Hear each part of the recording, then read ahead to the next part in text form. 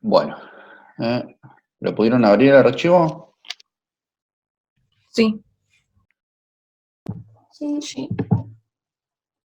Bueno, vamos a ir ahí en orden, repasando un poquito. La última vez empezamos a hablar de los tipos de estudio que se hacían en el área de psicología del desarrollo. ¿Se acuerdan? Longitudinales, transversales y retrospectivos son o regresivos, no me acuerdo. Retrospectivos. ¿Se acuerdan más o menos de esos? ¿Algún ejemplo de los que vimos o que se podían hacer? ¿En qué situaciones, mejor dicho, se podía hacer alguno de esos? Retrospectivos, dijiste el ejemplo del médico. Claro, sí, sí, sí. Es, por lo menos para mí me es familiar, pero bueno, en general, ¿no? Vas a cualquier profesional de lo que sea y te haces un historial clínico, kinesiólogo, no sé, clínico general. Bueno, básicamente a eso se refiere. En psicología del desarrollo es la misma lógica, pero bueno, aplicado a, no sé, conocimientos lógicos matemáticas, conocimientos en cuanto a la memoria, etcétera, ¿sí? Pero básicamente es eso. Bueno, transversales puede ser acá una prueba que les tomo a todos ustedes. Y longitudinales, lo mismo, una prueba, pero en lugar de enfocarme en compararlo con los demás, a ustedes mismos. Supongamos que tomo acá al compañero X y le tomo una prueba a principio de año, a mitad de año y al final de año. Bueno, ¿cómo fue su progreso en ese periodo? Es decir, hay toda una longitud lineal en la cual yo voy comparando, ¿sí? Es eso básicamente. Vale lo mismo para un deportista, ¿no? ¿Cómo rindió a principio de año, a mitad de año, a final de año? ¿Cómo rindió el año 1, el año 3, el año 5, etcétera? Eh, bueno, creo que eso está más o menos claro, ¿no?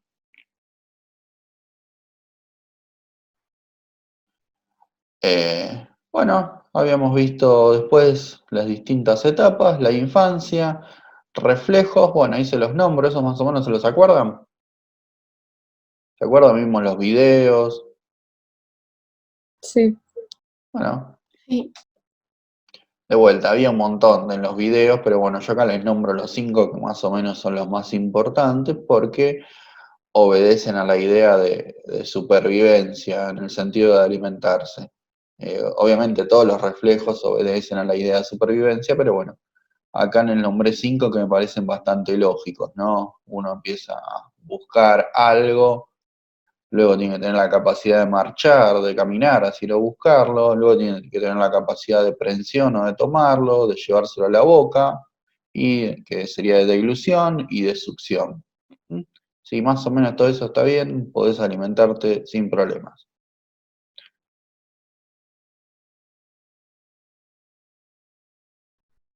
Bueno, después de las acciones reflejas a las cognoscitivas, el caso de la percepción, estudio del abismo visual, es más nombre que otra cosa. ¿Se acuerdan el experimento del nene que lo poníamos arriba de un vidrio y veía ahí el fondo? Bueno, ¿se acuerdan más o menos por dónde pasaba la cuestión o qué se trataba de mostrar con eso?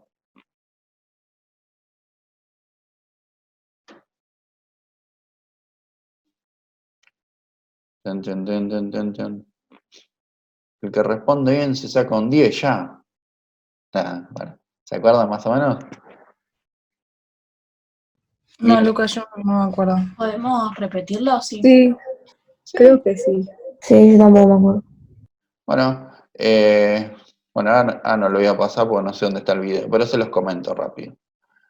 Normalmente igual cuando les escribo, se supone en realidad que bueno, uno presenta la idea general y después la va desagregando, ¿sí?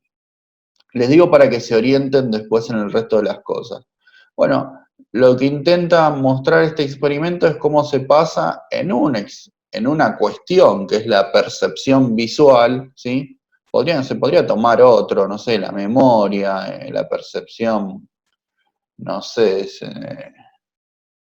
Bueno, no se me ocurre nada, pero bueno, lo tomamos con la percepción visual, ¿sí?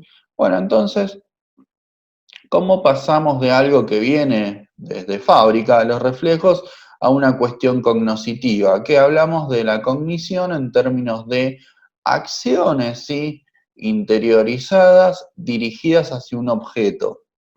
Ahí hay una compañera. Que ya no es lo mismo que decir que es un reflejo, porque el reflejo, esto lo habíamos visto con Piaget, pero lo repasamos. El reflejo no va apuntado a ningún objeto. ¿Se acuerdan que al bebé le ponían la mano abajo de los pies y pataleaba en el aire? Digo, si era el piso con lo que tocaba, o si era la mano de alguien, o si era lo que sea, el nene iba a patalear igual, ¿sí? Iba a intentar caminar, ¿sí? ¿Se acuerdan? Con lo cual no va dirigido a un objeto específico, es como circular el movimiento, lo hace todo el tiempo. O el bebé succiona lo que sea, se succiona el dedo, succiona la teta de la madre, succiona un chupete, lo que sea. ¿Sí? Bueno, cuando decimos que se pasa algo, la acción pasa a ser cognitiva, es que está dirigida hacia un objeto. Y que es importante que va dirigida hacia un objeto del mundo, entonces ya no es solamente reflejo. Bueno, esto como para Hola plantearle... Lucas, perdón, recién se me reinició la compu, por eso no pude entrar. Está bien, Catalina. Estamos haciendo un repaso guiándonos por el temario. Está en el chat, no sé si te aparecerá a vos, si no, ahora lo reenvío. Por las dudas lo reenvío, no sé si vuelve a aparecer.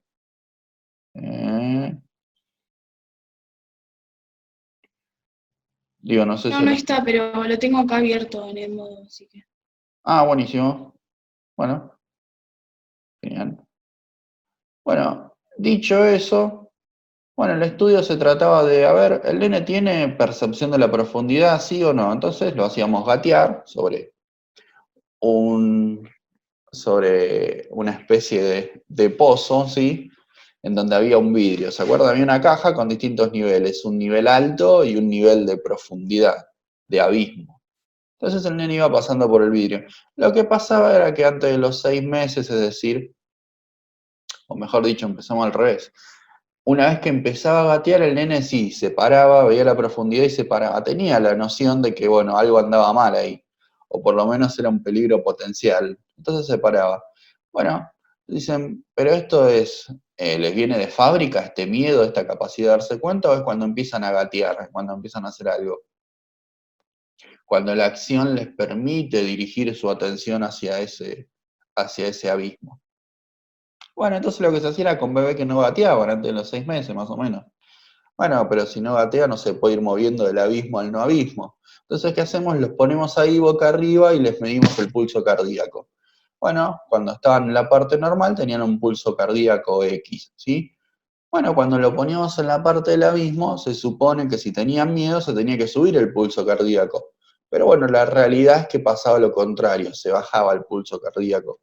Con lo cual, el niño se daba cuenta de que había algo distinto, pero en principio no le tenía miedo. Entonces uno puede concluir y dice, bueno, en realidad el miedo es algo aprendido en función de las acciones, en función de que uno se cae 1, 2, 3 veces y dice, bueno, guarda con las alturas, guarda con el relieve profundo que me puedo dar un golpe y puede ser grave. ¿Sí?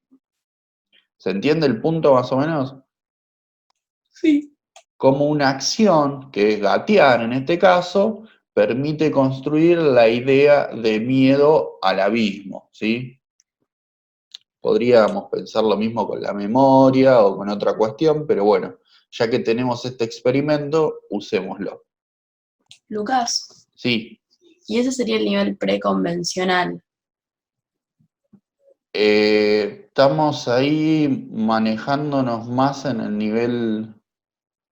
Sí. Si lo pensamos en términos cognitivos, cuando hablábamos de lo convencional y demás, era una parte específica del desarrollo cognitivo que es el desarrollo moral, ¿sí? Es como, sí, dentro del desarrollo cognitivo en general hay una parte específica que es el desarrollo moral. Y eso, digamos, lo abordamos un poquito más adelante.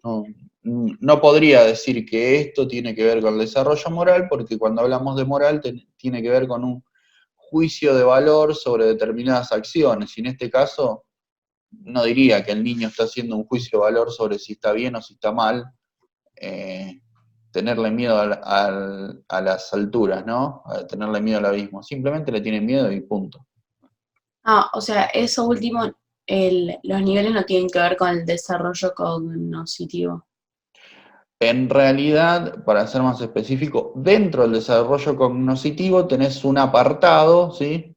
O una subparte que tiene que ver con el desarrollo moral, que eso lo empezamos a ver más adelante en la medida en que los sujetos son capaces de juzgar sobre algo si está bien o si está mal, o por lo menos le interesa hacerlos, ¿sí? ¿Se entiende la diferencia?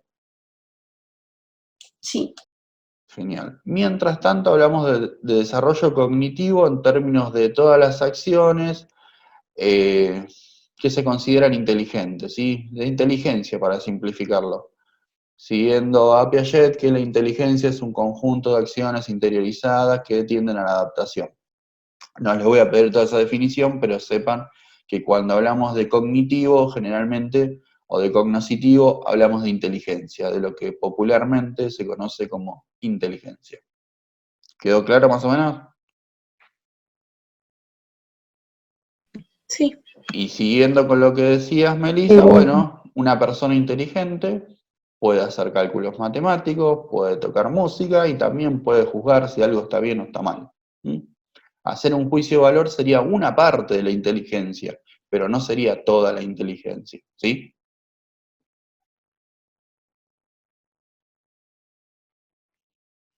Bien. Bueno, acá no hay mucho más. ¿Se acuerdan después estos los nombramos todos de una, es más fácil para no ir a cada rato. Después tenemos el desarrollo psicosocial, según las crisis de Erikson. ¿Se acuerda que él, en la tablita que les puse, le iba asignando a cada edad, a cada etapa algunos conflictos, ¿sí? En lo que sería la infancia, de 1 a 2 o 3 años más o menos, teníamos confianza versus desconfianza. Lucas, la que nos decía cómo se tenía que resolver y cómo no, que nos Claro, mostraba. Ah, ok. claro. Sí, sí. Acuérdense en que siempre la manera de organizar era por esto, por un lado, los cambios biológicos, que en el bebé serían los reflejos, del reflejo a la cognición sería el paso, siguiendo el eje biológico, sería eso, ¿no? Lo que corporalmente puede hacer, por decirlo de alguna manera, y el desarrollo que va permitiendo que se empiece a mover y demás. Después por el lado cognitivo, que serían las acciones interiorizadas, ¿sí? En lugar de las externas, las interiorizadas, hablamos recién, ¿sí? Y por otro lado tenemos un eje de relaciones con los demás, cómo va construyendo las relaciones con los demás. Y ahí hablamos de todos los conflictos de Erikson, ¿sí? Una manera que lo presentó que por lo menos resulta sencilla o por lo menos común de estudiar en psicología. Entonces siempre tenemos esos tres ejes. Por un lado, el desarrollo físico, que tendría que ver con todas las acciones que podemos hacer externamente. Por otro lado, el desarrollo cognitivo, que tendría que ver con todas las acciones internas que podemos hacer. Y por otro lado, el desarrollo psicosocial, que tendría que ver con todas las acciones que construimos con los demás, todas las relaciones sociales, ¿sí?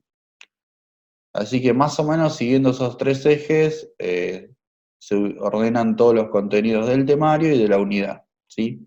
Acá tendríamos lo primero. El primero sería el desarrollo biológico, físico, el segundo el cognoscitivo y el tercero el psicosocial. Bueno, acá ya cuando estamos en los desarrollos lo nombro rápido. El psicosocial de Erikson, el de confianza versus desconfianza, era tiene que ver con el apego, ¿se acuerdan? Espero que mis padres o mis tutores o quien sea que me cuide, tengo la certeza, la confianza de que van a estar cuando lo necesito o no la tengo. ¿Mm? Básicamente sobre eso, suponiendo que soy el bebé, ¿no? Un bebé piensa eso, ¿puedo confiar en mis padres? Sé que si voy a llorar vienen, sé que si me voy a caer al piso vienen, ¿sí o no? Bien. La segunda tiene que ver con autonomía contra vergüenza y duda. Bueno, pero ¿qué tiene? La autonomía se entiende, pero ¿por qué tenemos sentir vergüenza? Lucas, creo que se trabó, ¿puede ser? Sí, puede ser. Me Y a mí congelé en también. algo, Sí, a mí también se me trabó. Y a mí también. pareció. ¿Hasta dónde me escucharon? Cuando empezaste a hablar de autonomía contra vergüenza y duda. Ah, bueno, Sí. genial, se escuchó todo. ¿Se acuerdan de esto? A ver, ¿alguien, algún memorioso? O memoriosa, perdón, ¿no?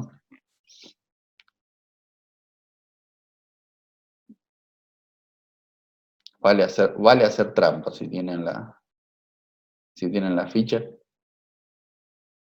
Así no hablo todo yo, pero bueno, si no, hablamos, no hay problema. Perdón, Lucas, ¿puedes repetir qué es lo que Sí, preguntaste?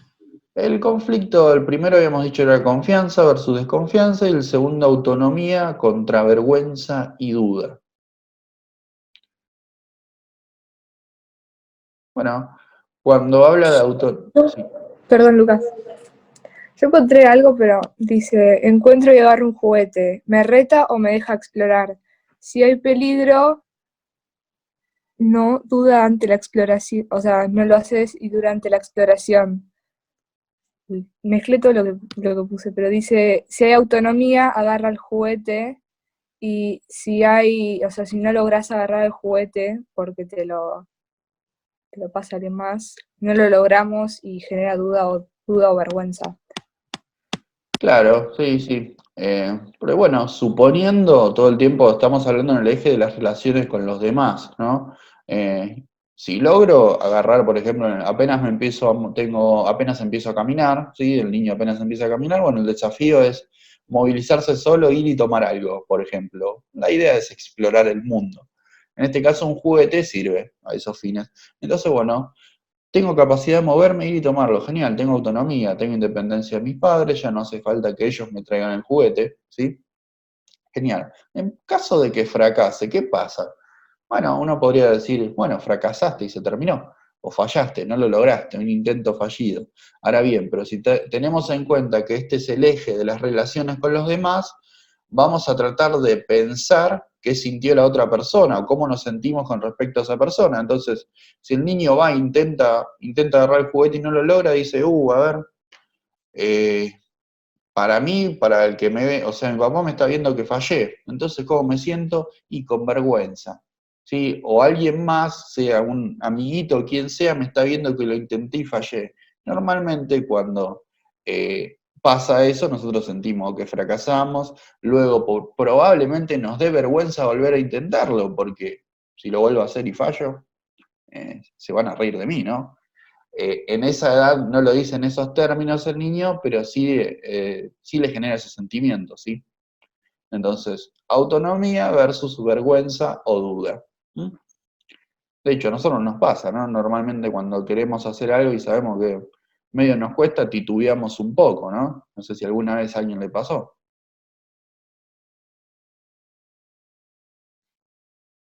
Bueno, genial. Frente a esa situación uno puede decir, no, bueno, lo hago igual y avanzo, tengo autonomía, o por otro lado se puede cohibir y no lo hace, ¿no? Por ejemplo, ahora me dicen, Lucas, ponete a cantar. Y a mí me daría vergüenza, me cohibo. Pero a alguien no, a alguien más le puede decir, bueno, no, a mí no me da vergüenza, agarra y se pone a cantar. Bueno, perfecto. Tiene autonomía. ¿Sí? ¿Se entiende la disyuntiva? Sí. Sí. Genial. Eso funciona a lo largo de toda la vida, pero decimos en principio que empieza a tener protagonismo desde ese momento de la vida, desde que empieza a caminar. ¿Sí? Bien. Bueno, seguimos con la siguiente etapa, la niñez. Bueno, acá el desarrollo físico notarán que no lo nombré porque no hay nada sustantivo. Les podría dar una escala de cómo, de hecho lo van a tener en el libro, de cómo se va desarrollando el cuerpo del niño, ¿sí? Que primero es como más gordito y chiquito, y después se van estirando primero las extremidades, entonces el sujeto queda con las piernas largas y después se le va engrosando el tronco. Son todas cuestiones que en lo que es psicología no nos interesa mucho, ¿sí? Así que por eso ni lo nombré. Pero sepan que básicamente es eso.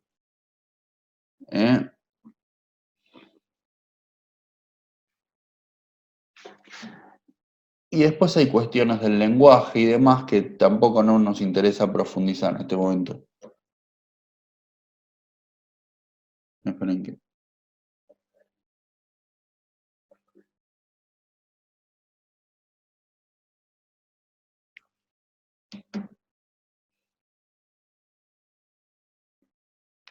Bueno, ahí me avisaron que la compañera Catalina está teniendo problemas con internet. No sé si seguirá conectado o no, pero bueno, cualquier cosa ya estoy avisado. Gracias por avisar. Bueno, así que bueno, como no le damos mucha importancia al desarrollo físico en esta etapa, sepan que ocurre cambios, pero bueno, en términos psicológicos mucho, ya hablamos con Piaget y demás, así que mucho nos interesa. Desarrollo cognoscitivo, ¿sí? Del pensamiento egocéntrico al reversible. ¿Se acuerdan de eso que era más o menos de Piaget? Ahora lo bajamos a la tierra.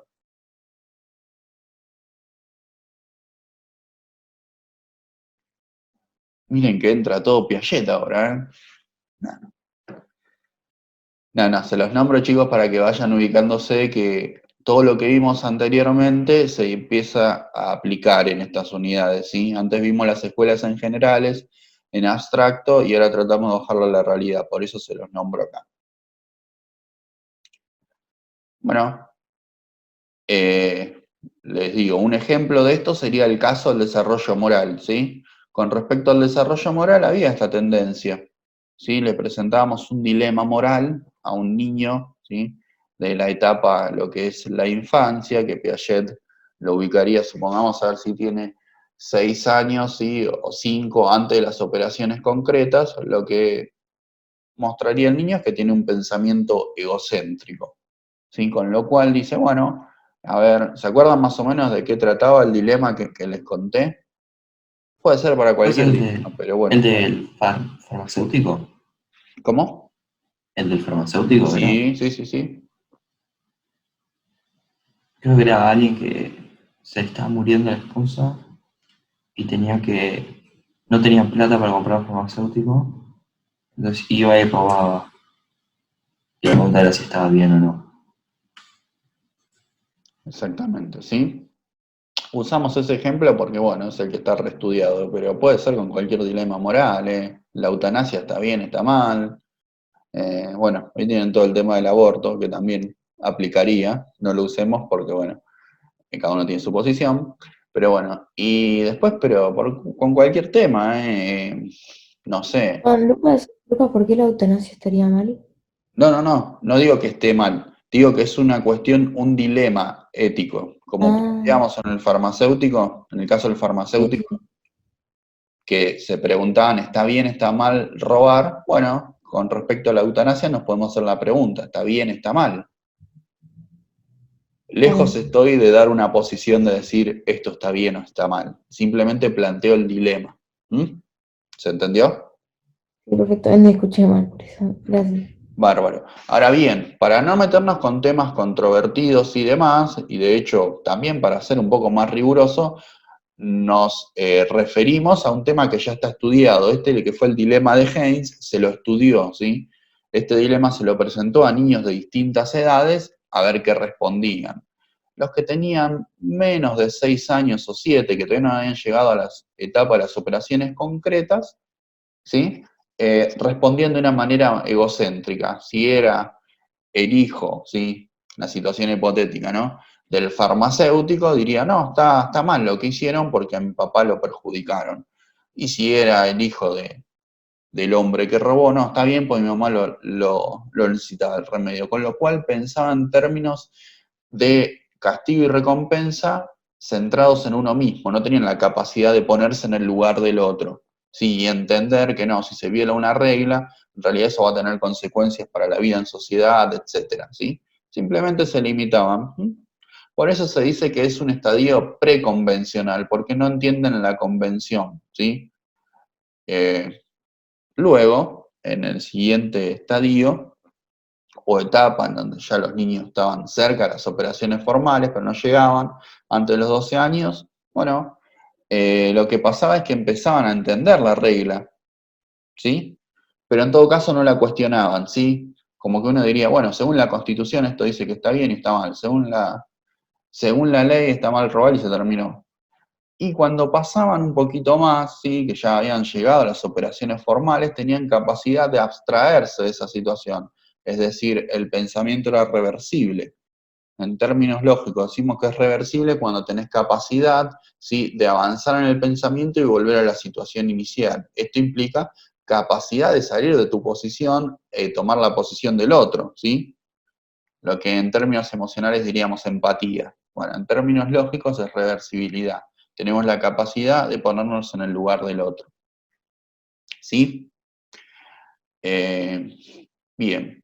Por eso se nombraban estos 3 estadios, más o menos. Y entonces, en el último estadio, lo que pasaba, el post-convencional, el que era después de la convención, decían, bueno, bárbaro, perfecto, entiendo la convención, pero también entiendo que esa convención es justamente una convención armada, construida, arbitraria, se puede cambiar, ¿sí?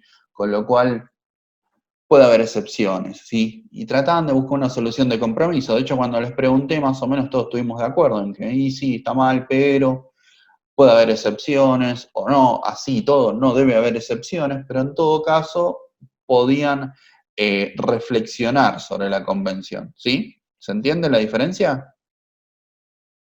Sí. Bien, entonces, a ver, alguien ayúdeme. En el preconvencional, ¿qué pasaba?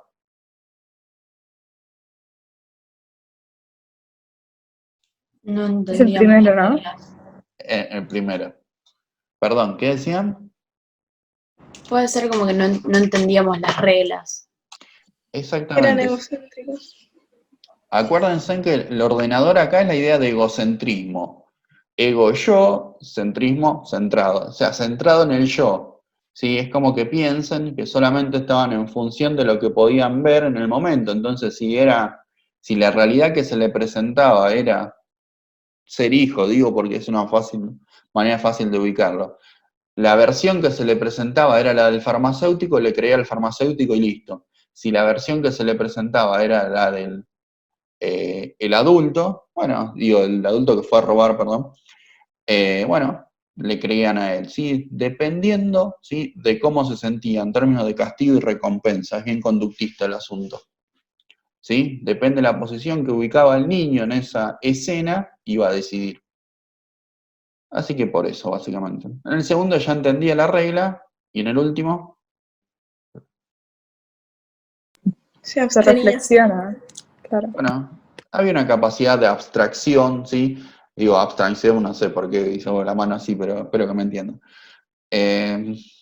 ¿Se acuerdan que Piaget, sí, en su propuesta, partía de la base más concreta, que era el sensorio motor, y apuntaba a que el desarrollo fuera las operaciones formales, que son operaciones abstractas, ¿sí? Capacidad de operar con la imaginación?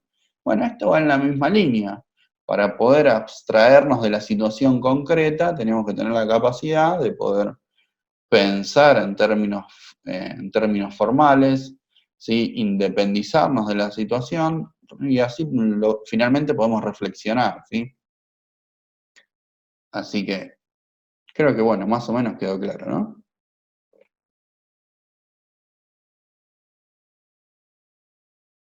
¿Sí? ¿Quedó claro? Sí, perfecto. Sí. Buenísimo.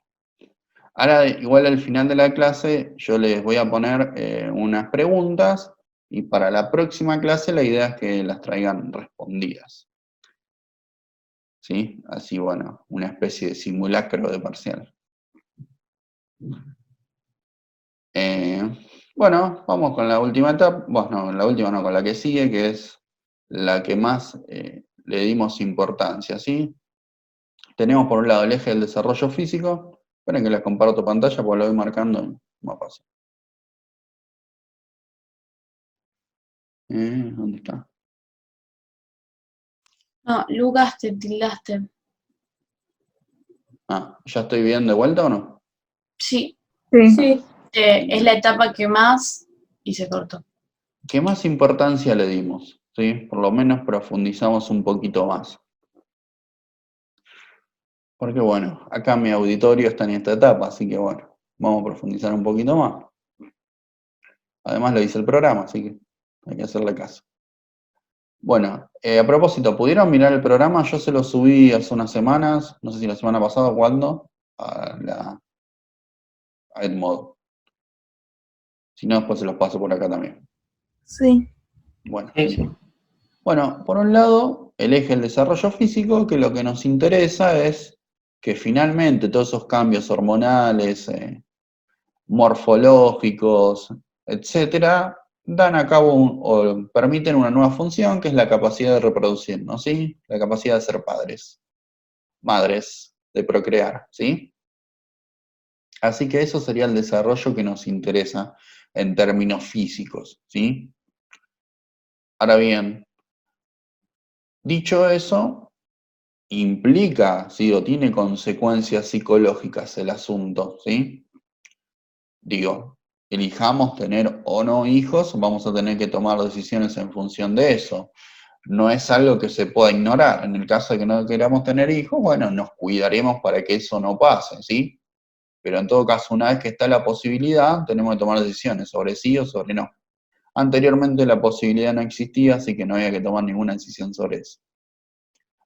Bien, dicho eso, bueno, ¿qué hacemos? Nombramos cuáles son las principales consecuencias psicológicas que, a ver cómo lo anoté acá.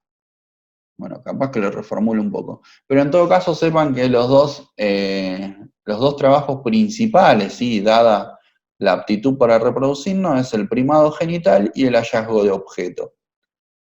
Nombres medio difíciles, pero básicamente es todo el placer sexual, por decirlo de alguna manera, que sentíamos o que se venía desarrollando en las etapas anteriores, ¿se acuerdan? La etapa oral, anal, etcétera. Bueno, hasta el momento no estaba dirigido a ningún objeto, ¿sí? Simplemente era una cuestión de impulsos y demás, pero bueno, a partir de esta parte se dirige, ¿sí? A la zona genital, ¿sí? La idea es, bueno, en una relación sexual, ¿sí? Normal, si se quiere, entre dos personas, bueno, se apunta a lograr el orgasmo, por decirlo de alguna manera, ¿sí? Básicamente es eso. Ahí se logra la satisfacción. Antes no estaba configurado así el aparato psíquico. Por eso, entre otras cosas, no podrían tener relaciones sexuales consensuadas menores de, por lo menos de esta edad, ¿sí? Lo cual legalmente es así, y un poco más también. Pero bueno, ¿se entiende más o menos el punto? Es un poquito engorroso, pero creo que más o menos queda claro, ¿o no? Sí. Sí. ¿Y hallazgo de objeto a qué se refería? Hallazgo de objeto es la otra pata del asunto, por decirlo de alguna manera. Bueno, vos las relaciones sexuales que ahora están dirigidas, sí, a lo que si se quiere, a el orgasmo, bueno, tiene que ser con alguien más, ¿sí? Bueno, el hallazgo de objeto, y acá se lo nombra como objeto, pero bueno, hagamos de cuenta que acá dice persona, ¿sí? Tiene que ver con aquel con quien elijo, ¿sí? Tener esas relaciones, ¿sí? Puede ser del mismo sexo, de otro sexo, etcétera, ya lo que ya todos sabemos, ¿sí? Con lo cual lo importante, y acá lo principal, es que tenga el estatus de persona, ¿sí? De que entendamos, y a qué nos referimos con persona, que ese otro tiene deseos igual que yo, ¿sí? Eso concretamente se le llama alteridad, ¿sí? Entiendo que el otro es alguien distinto, alterno, diferente a mí, ¿sí? Pero que tiene también la capacidad de elegir y de desear igual que yo, ¿sí? En palabras simples, lo que se hace es, se redirige el deseo a una cuestión física, ¿sí? En términos orgánicos tiene que ver justamente con el orgasmo, obviamente hay todo un correlato de imaginación y demás, y por otro lado se elige una persona con quien tener esas relaciones, ¿bien? Si se quedan claras estas dos cuestiones, bien. ¿Por qué lo llamamos hallazgo? En realidad también se lo llama reencuentro y demás. Bueno, en fin, más que nada porque, bueno, se encuentra fuera de la familia, ¿sí? Es el trabajo de exogamia en la adolescencia. Salir del vínculo familiar, ¿sí? Algo bastante obvio. Ustedes van a tener relaciones amorosas fuera del grupo familiar, ¿sí? Incluso es bastante engorroso, Sí, sí. pero bueno, acá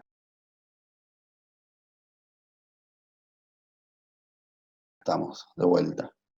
Les decía, no sé hasta dónde se escuchó, pero bueno, son dos ejes acá. Por un lado, lo físico, sí, está redirigido a la reproducción, y con esto no digo que toda relación sexual tiene que tener como objetivo real reproducirse, sino lo contrario, en caso de que te quieras reproducir hay que saber cómo. Básicamente es eso, nos tiene que dar placer el acto, ¿sí? Por eso primado genital, ¿sí? Porque lo genital pasa a tener primacía, ¿sí?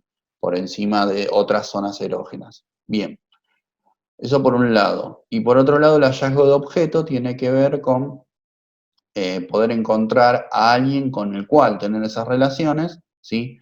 Que en una parte van a ser obviamente genitales y demás, pero por otro lado van a ser románticas en general, ¿no? El amor excede lo sexual, ¿sí? Lo sexual genital. Así que más o menos hasta ahí estábamos, y les digo que esto es hallazgo porque se lo busca por fuera del entorno familiar. De hecho, tener que aclararlo es bastante obvio, pero bueno, o redundante, pero bueno, todos sabemos que se buscan relaciones amorosas por fuera del seno familiar, ¿sí? ¿Hasta ahí estamos de acuerdo?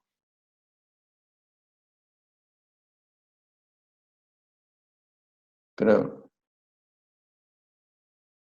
Sí, perfecto. Sí. bueno, Sí. creo que me congelé de vuelta, pero bueno, ya está.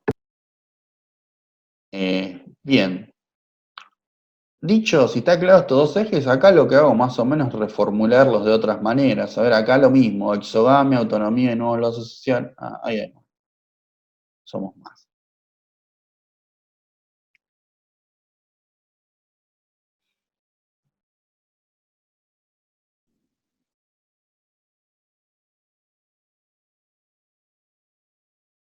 Les decía, de vuelta acá, exogamia, autonomía y nuevos lazos sociales, estamos hablando de lo mismo, de salir del entorno familiar, lograr autonomía e independencia y construir nuevos lazos sociales. Tiene que ver, por ejemplo, con hallazgo de objetos, ¿sí? Va todo en la misma línea. Por un lado, independizarnos y por otro lado, construir nuevos lazos sociales. Bien, para lograr eso, lo que hacemos es recurrir a nuestra memoria, ¿sí? Uso estos conceptos acá medios raros porque son los que usa la autora Piera Aulagnier, que es la que trajo esta idea, así que por una cuestión de ser riguroso con lo que dijeron, uso estos conceptos, pero sepan que son bastante sencillos. De hecho, tienen un apunte con respecto a esto, o varios, son cortitos, pero bueno, se los explico igual acá. Fondo de memoria básicamente es la memoria. Le puso fondo, bueno, para diferenciar un poco de la idea de memoria en general, ¿sí? Pero tendría que ver con un lugar de acumulación de memoria, como si fuera un banco, ¿sí? Bueno, ¿qué encontramos ahí? Por un lado, un registro, ¿sí? De identificaciones, ¿sí? Aquello que queremos ser. Que esto obedece a la lógica de cambio y permanencia. Algunas cosas van a estar ahí, ¿sí? Van a permanecer a lo largo de nuestra vida, y otras cosas van a cambiar. Con respecto a qué queremos ser, y bueno, seguramente querré ser en algunas cuestiones como mi papá, mi mamá, o como el amigo o el vecino o quien conocí de mi círculo cercano, y por otro lado, voy a querer ser en otras cosas yo, por decirlo de alguna manera. Voy a querer ser yo mismo, voy a querer ser diferente, ¿sí? Bueno, no sé, a ver, por ejemplo, quiero ser disciplinado como aprendí de mi mamá y de mi papá, pero por otro lado quiero ser innovador porque ellos no se animaron a tomar riesgo con tal o cual cosa, por decir algo, ¿no? O puede ser todo lo contrario. ¿Mm? ¿Pero se entiende más o menos el punto? Sí. Genial. Eso, bueno, por un lado, elegimos qué queremos ser, y por otro lado, el capital fantasmático. ¿Con qué se come eso, no? A ver, yo le digo capital fantasmático, ¿qué me dicen ustedes? ¿A qué les suena?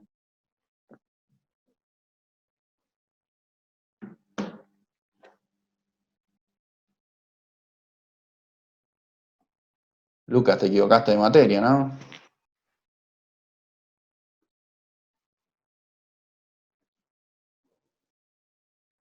Bueno,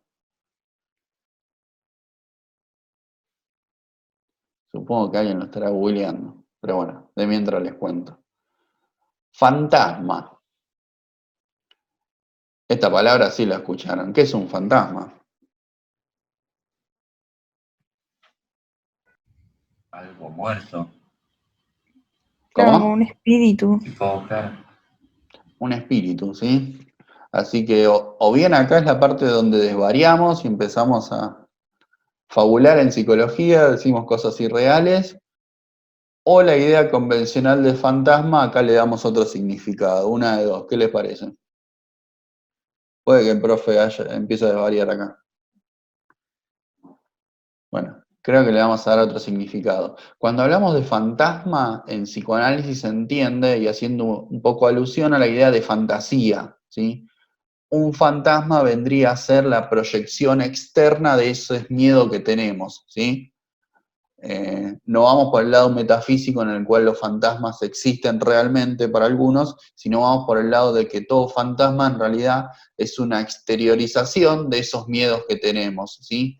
Si yo le tengo miedo al precipicio, soñaré todo el tiempo que me estoy cayendo de un precipicio, o en el caso de que vea fantasmas externos, creeré que me van a tirar por un precipicio o algo así. Pero en todo caso, la idea de fantasma tiene más que ver con la idea de fantasía, ¿sí? De aquello tanto que deseamos o que le tenemos miedo, ¿sí? Pero en todo caso, aquello que se nos impone.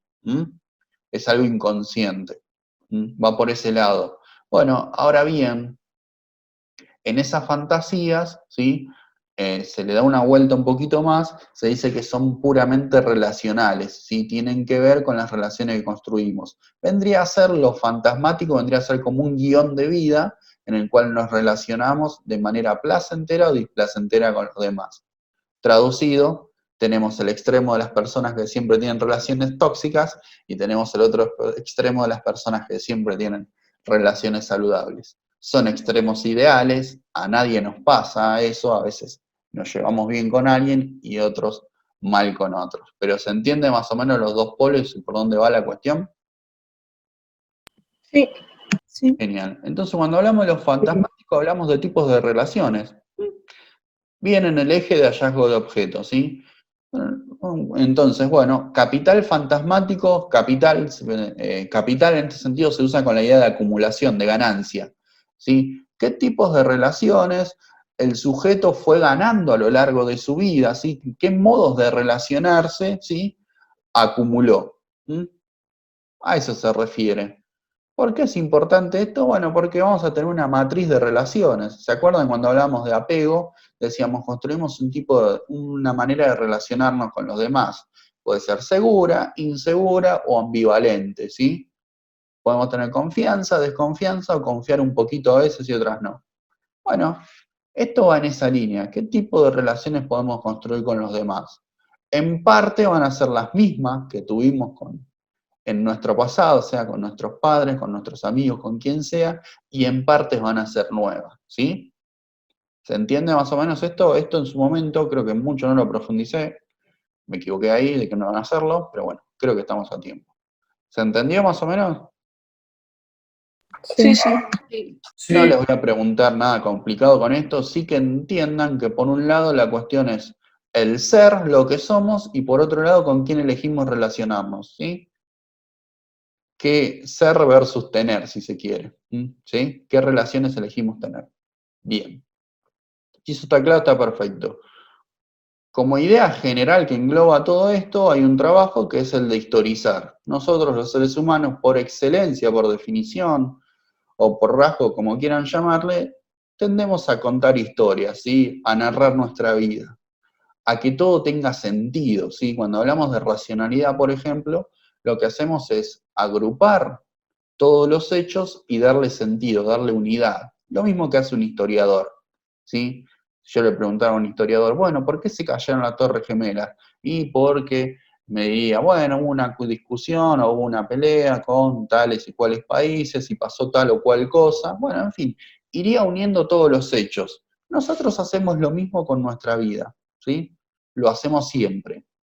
En la adolescencia tiene un peso especial porque justamente hay un desafío que es salir de nuestros padres, ¿sí? Del entorno familiar, de ellos que hablaban por nosotros en esa historia.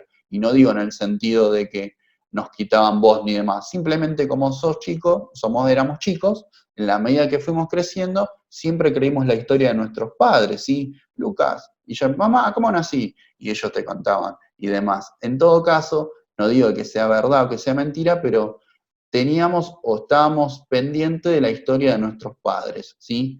Incluso le decíamos, nuestros padres decían o nos proponían qué era lo que queríamos ser. Bueno, en la medida en que vamos independizando de eso, empezamos a ser nosotros, nuestros propios historiadores, los que queremos contar nuestra vida, ¿sí? Es una cuestión de desarrollo y crecimiento, ¿sí? No de conflicto. ¿Se entiende más o menos? Sí, sí. Bueno. Bueno, genial. Si eso queda claro, no hay mucho más que decir. Bueno, después estaba en el tema de los conflictos de Erickson, que vendría todo en esta misma línea, ¿no? Esto sería como englobador. Todo esto que le conté es el proceso para construir identidad. ¿Quién soy yo? ¿Sí? Bueno, hacemos todo esto. Por un lado, nos identificamos con cosas que pasaron, con nuevas. Por otro lado, construimos relaciones, salimos de nuestro entorno familiar y demás. Todo para construir una identidad unificada, ¿sí? Si no se logra, tendríamos lo que se llama confusión de roles, ¿sí? No se refiere acá a que no sabemos quiénes somos, ¿sí? O que tenemos trastornos de personalidad y demás, sino a que no tenemos una identidad unificada, ¿sí? En todo caso tenemos un falso self, por decirlo de alguna manera. A veces actuamos de una manera, otras veces de otra, no porque queremos, sino porque tenemos miedo de actuar como somos, ¿sí? Es medio un juego de palabras, pero es algo que por lo menos yo lo escucho bastante, en general a personas de todas edades. Tenés que ser vos mismo. ¿Alguna vez escucharon eso? Sí. Bueno, en la sociedad que vivimos actual es algo deseable, ¿sí? La unidad, ¿sí? Identidad y comunidad es algo deseable. ¿Sí? De hecho, si alguien actúa de una manera distinta en otra escena, ¿sí? O actúa diferente de lo que actúa normalmente, le dice, vos sos un careta. Por lo menos en mis tiempos usaba esa palabra. No sé si más o menos nos ubicamos. ¿Qué palabra se usa ahora para designar eso? No, La es misma. ¿La misma? Bueno, no estoy tan viejo. Pero bueno, básicamente va por ese lado, ¿sí? Y de vuelta, el problema acá siempre es el malestar, porque si a uno le dicen, mira, vos sos un careta, y yo digo, mira, la verdad, yo no tengo problema, la paso bomba, bueno, está bien. Pero en la medida que eso le genera malestar, sí hablamos de confusión de roles. ¿Mm? Bien. Después, bueno, estaban las representaciones sociales, que la idea es que seguramente les preguntaré por algunas, ¿sí? Nómbrame una o dos, y más o menos la idea que está detrás. Que la idea que está detrás era una idea de negar la adolescencia como etapa, ¿sí? El adolescente es o está a medio camino de lo que es el adulto, ¿sí? Con lo cual el adulto sería la etapa completa, plena, y el adolescente sería lo que falta, ¿sí? Por eso, el adolescente no es del todo seguro, el adolescente es un poco peligroso, el adolescente es un poco vulnerable, el adolescente es un poco conflictivo, etc. ¿Se acuerdan más o menos por dónde iba la cuestión? Esto vamos a tener que explicar los ejercicios que hicimos en clase, que nos diste distintos puntos. Claro, cuando yo les digo, a ver, la idea es que lo puedan hacer en 2 horas, todas las preguntas que serán 4, así que seguramente en lugar de preguntarles sobre los 10 ejercicios, les diré, bueno, explícame 2, ¿sí? Y ustedes eligen de todos. Sí, les digo, bueno, ¿qué idea en Dale. general hay detrás? Pero de vuelta, ¿cuál es la idea? Una idea adultocéntrica, ¿sí? Más o menos lo comenta. En clase buscamos en tiempo real buscamos noticias y más o menos aparecían estas ideas, ¿sí? Entonces capaz que le digo, bueno, a ver si pueden poner alguna noticia, algo. ¿Se acuerdan que no era algo muy, muy rápido? Veré cómo lo redacto. Pero bueno, la idea no es complicarlo, sino que más o menos esté claro. ¿Mm? Si tienen las ideas más o menos estudiadas, se hace todo rápido, no hay problema. Bien. Bueno, no mucho más para decir. ¿Alguna consulta sobre el tema de adolescencia? ¿Esto? ¿Alguna palabra que no se entiende? Lucas, perdón, entonces, Sí. ¿cómo era la idea detrás de todo como en general?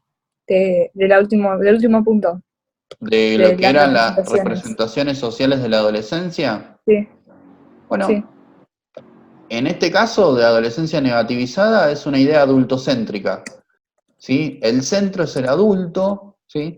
Y el adolescente se lo define como lo que le falta, ¿sí? Para llegar a ser adulto. ok. Hablamos de negación porque básicamente se niega esa etapa. No decimos el adolescente es, decimos el adolescente no es todavía, ¿sí? Todavía le falta llegar a, ¿sí? ¿Se entiende? Sí, perfecto. La idea es Gracias. justamente que podamos construir otra cosa. Pero bueno, en principio es una idea que por lo menos por el momento está bastante imperante, ¿sí? Por lo menos cuando lo googleamos aparecían, ¿sí?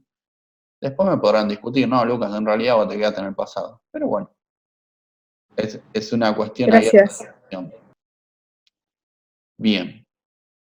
Dicho eso, si esto más o menos se entiende todo, genial. Bueno, adultez y vejez, estas eran las partes que pasamos rápido, ¿sí? De vuelta, el desarrollo psicosocial, según Erickson, que era intimidad contra aislamiento, generatividad contra aislamiento. ¿Se acuerdan más o menos? Este tiene que estar más o menos fresco.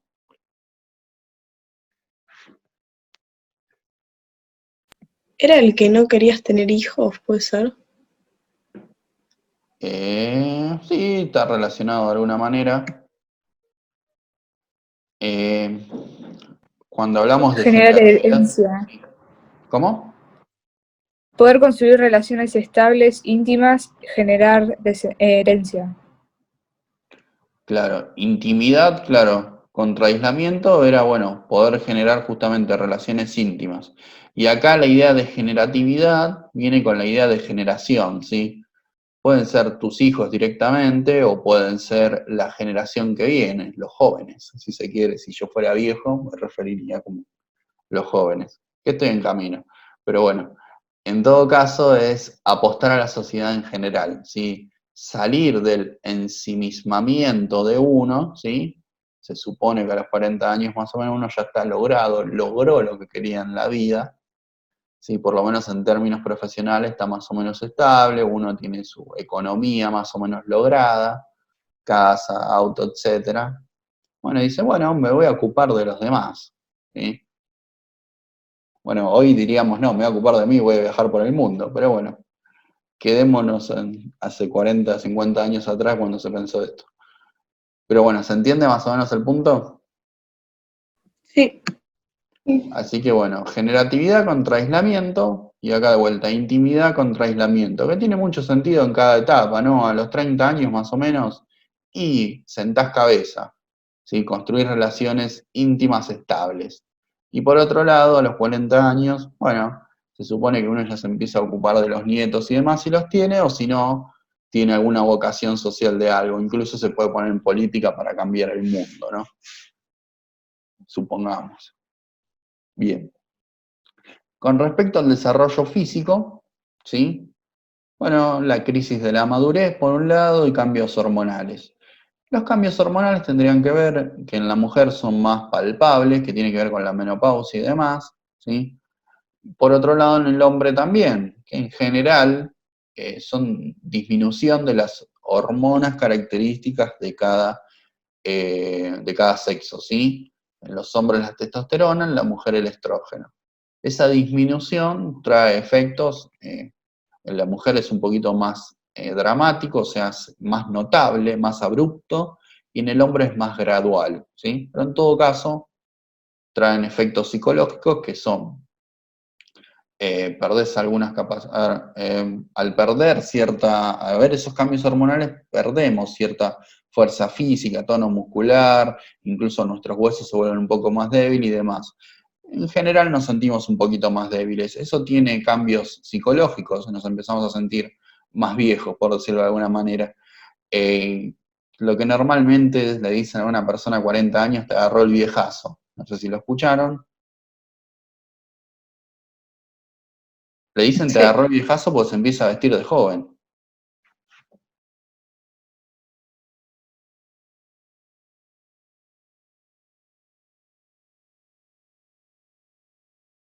¿Alguien lo escuchó eso? Sí, sí, sí. Bueno, genial. Bueno, lo que vienen a decir, lo que eso muestra un poco es que nos sentimos, ¿sí? Decimos, bueno, ya está pasando esta etapa, ¿sí? O por ahí nos preguntan la edad y no la queremos decir. Bueno, lo que se estudió un poco es que en realidad esas crisis de madurez no son tan abruptas como nos muestra el cine, ¿sí? O la televisión, pero en todo caso sí suceden, ¿sí? Es una cuestión más de transición que de crisis, si se quiere, pero sí vamos asumiendo que, bueno, vamos cambiando, ¿sí? Y eso a veces trae altibajos, ¿sí? Con lo cual, si nombran, si más o menos tienen claro eso, está perfecto, no pretendo mucho más de esta etapa. Bueno, con respecto al desarrollo cognitivo, es decir, nuestra inteligencia, si se quiere, dirigida a asuntos, bueno, se supone que como tenemos más experiencia, más años de vida, un fondo de memoria mayor, se supone que nuestra capacidad de afrontar problemas se incrementa. Es decir, el pensamiento adulto se caracteriza por ser más resolutivo, más pragmático, ¿sí? No tanto meternos en una cuestión de los ideales, un poco antes a los 20 y demás. Normalmente se dice somos más idealistas por una cuestión de que, bueno, nos preocupamos por qué es lo correcto, qué no, ¿sí? ¿Cuál es la respuesta que va, ¿sí? En términos éticos, qué es lo bueno, qué es lo malo. Bueno, se supone que cuando crecimos un poquito más, esas cuestiones ya tanto no nos interesan, sino nos interesa resolver el problema de manera inmediata y se terminó, ¿sí? Suena un poquito feo, si se quiere, pero es una cuestión de practicidad. De vuelta, más o menos se entiende, ¿les resulta familiar esto que les digo o es algo totalmente ajeno? No, no, se entiende. No se entiende. Bien, genial. Bueno, y por último, la vejez. Si hay una palabra que referencia a la vejez, es la idea de deterioro. Lucas, pero estás cayendo en un estereotipo. Y más o menos, un poquito sí, un poquito no.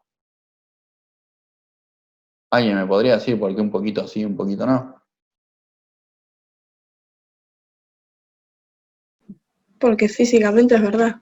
Sí, físicamente, ¿verdad? Y a veces mentalmente también, las enfermedades, Alzheimer, Exactamente. Sí, sí, sí. Así que por ese lado, es verdad. La idea o el desafío acá es frenar ese deterioro, ¿sí? A nivel físico, algo lo podemos frenar, porque si somos una persona que hicimos deporte toda la vida, o por lo menos empezamos a hacerlo, eh, se ve un poquito mejorada la situación, ¿sí? De hecho, hay casos la otra vez veía una señora mayor de edad, creo que tenía como 90 años, pero era bailarina todavía y tenía una agilidad, creo que más que yo. No sé si lo vieron el caso, pero bueno, hay casos así, ¿sí? Ahora bien, justamente vemos que es un caso notable porque es lo contrario a lo que le pasa a la mayoría, ¿sí? Por lo menos biológicamente nos vamos deteriorando. Físicamente es muy notable. Lo que había empezado con la menopausia, por ejemplo, anteriormente, sigue en la misma línea, ¿sí? De vuelta, fuimos perdiendo tono muscular, nuestros huesos se volvieron más frágiles, las articulaciones se vuelven más rígidas, ¿sí? La capacidad pulmonar disminuye, todo, en fin, apunta a que tenemos menos movilidad y menos energía. Entonces, bueno, a nivel neurológico pasa lo mismo, ¿sí? No sé si lo otro día me preguntaban acá o en el otro curso, pero empieza a pasar esta cuestión de que a nivel neuronal se reproducen menos, bueno, en el caso de las neuronas que sí se reproducen, pero en todo caso empiezan a morir, por decirlo de alguna manera, se empiezan a volver más rígidas, empiezan a perder plasticidad, etcétera, ¿sí? Bueno, es lo esperable, si se quiere. Ahora bien, lo bueno es que si uno entrena, ¿sí? Este deterioro cognitivo por lo menos no suele suceder, ¿sí? No suele suceder en la medida que se espera, se frena, ¿sí? Entonces el desafío de esta etapa es el mantenimiento, ¿sí? El mantener lo que se logró antes. Por eso un poco también se plantea integridad del yo, mantener todas las funciones del yo, contra desesperación, acá lo nombra. En su momento yo lo nombré como fragmentación. me fui más para el lado de la psicopatología, pero bueno, es la misma idea. Se supone que tratamos de mantener la unidad del yo íntegro, que no se fragmente, y en caso contrario, nos desesperamos, ¿sí? Alguien que está perdiendo la memoria, no sé si lo vieron, pero se desespera bastante.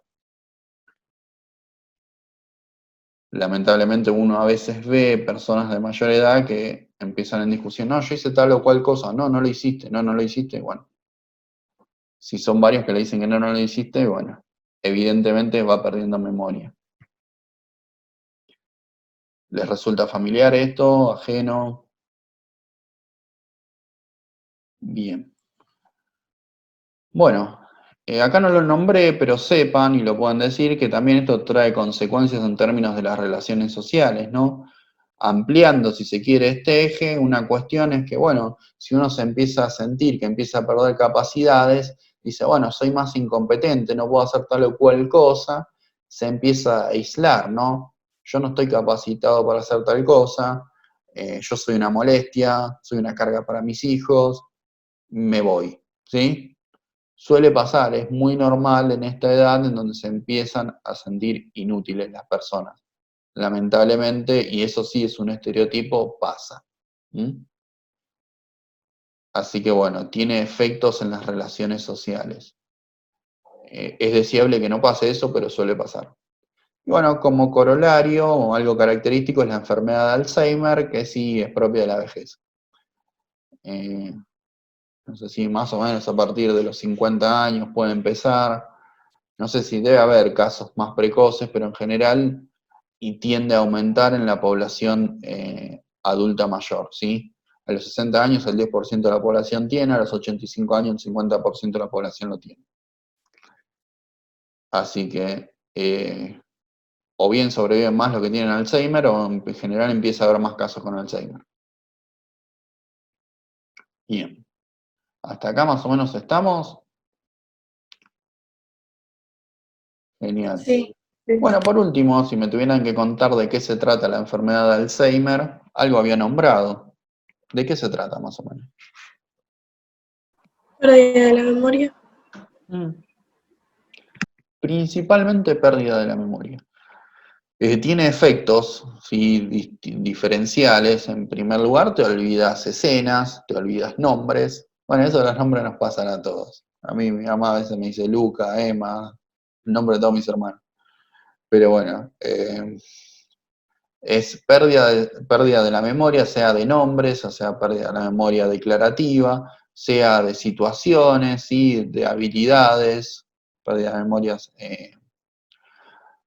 procedimental, etcétera. Pero bueno, en función de eso y como consecuencia empezás a sentirte desconfiado, porque si te dicen los demás, si le decís a los demás, pasó tal cosa y te discuten eso, y bueno, te empezás a volver retraído, evitás hablar de esos temas porque sabes que te podés equivocar.